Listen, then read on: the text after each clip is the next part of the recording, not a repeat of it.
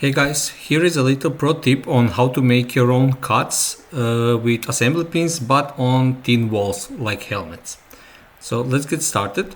So usually when you get my models, and the models are pre-cut, you get these little slots that are for assembly pins usually. So when you print them out, you just insert the pins and they connect after printing perfectly.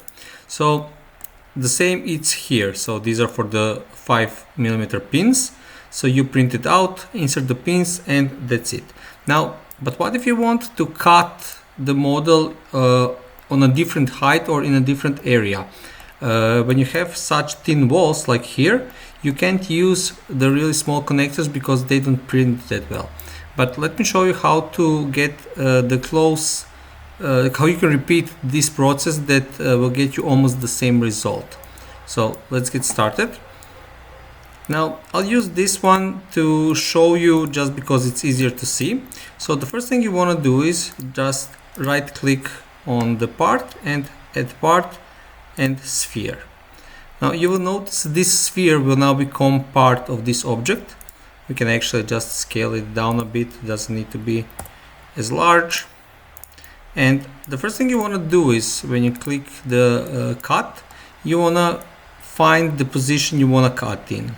So let's say we'll just do 180 for simplicity. Actually, let's go even lower. Yeah, like so okay. So we'll remember 165 just for demonstration. So, but you do not cut just yet.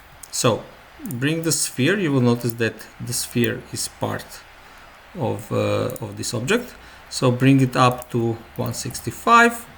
And what you want to do at this point is just position the sphere against the walls. Just zoom in. And you can scale it so it fits, and you can rotate it in this axis so it fits. Like this. But position it against, actually let's go all the way to the back so you can see better. So just like this, and have it touch your geometry. Make sure it's not touching, it's not going out on the other end. So if it does that, just scale it in a bit or move it a bit. And you do this on several positions, like here, here, here, or at the front, wherever you want, but just so let me show you what I'm talking about. So now we have this object. It doesn't need to be as large, but it's representing our shell for the pin. So when you go to the cut now and you put the height at 165 as we were before, and you click the add connectors, now all of a sudden you have this large area to work with. So you can go with a huge connector even if you like. I mean, this one is a bit too big. Usually I'm using 5mm, but you can go with like 7.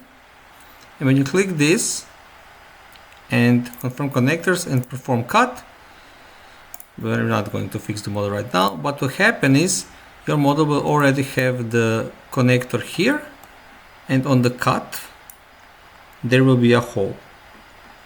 So that way you can just take a clean model like this one that has thin balls and position your own connectors, add your own, well, I call them shells, so you can add your own shell and just make your own pins for easier assembly in the post process.